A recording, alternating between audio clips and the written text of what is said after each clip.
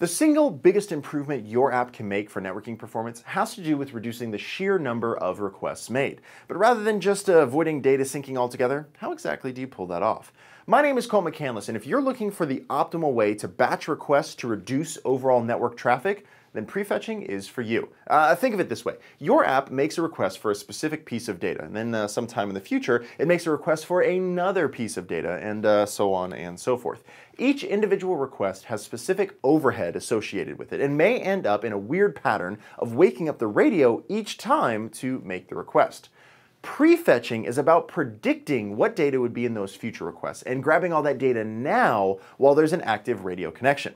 The benefit here is that each radio request has some overhead in terms of time that it takes to wake up the radio and battery drain that's taken as a result of its keep awake time. Being able to bundle future requests together and do them now means being able to reduce that overhead and save precious battery life. But prefetching is a tricky balancing problem. Prefetch too little and you'll end up not optimizing your bandwidth effectively. And prefetching too much means the user is going to be waiting even longer for the results. So now we come to our simple question. How much data is in a good prefetch? Well, the general rule of thumb is that on a 3G connection, a quality prefetch is about 1 to 5 megs of data. Of course, that's with the understanding that the data will be needed and used by the user. So you could look at this another way and say prefetch as much data as the user might need in the next 1 to 2 minutes of their active session.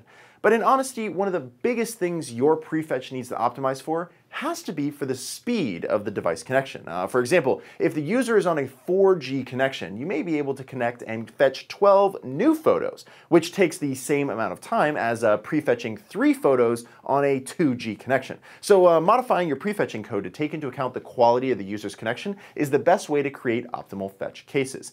And it's worth pointing out that the easiest way to determine the health of the network is simply to time how long it takes for some known piece of content to return from a request. With a few simple calculations and a handy lookup table for common network speeds, you can quickly determine what type of network the user is connected to and adjust your fetching and requests accordingly. It's also worth pointing out that the real sweet spot here has to be executing batched requests that were delayed to be issues but have been on the wait cycle, and future requests, aka prefetching, into a single activity radio window. That's when things start to get really awesome. And the good news is that you can update your app to adopt these patterns without having to write a massive amount of code. GCM Network Manager is a Google Play Services API which helps to schedule network-oriented tasks and handle batching for you. This greatly simplifies the implementation of common patterns such as waiting for network connectivity, network retries, and exponential backoff.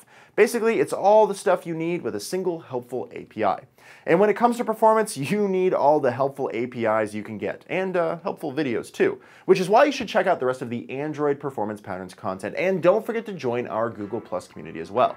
So keep calm, profile your code, and always remember, perf matters.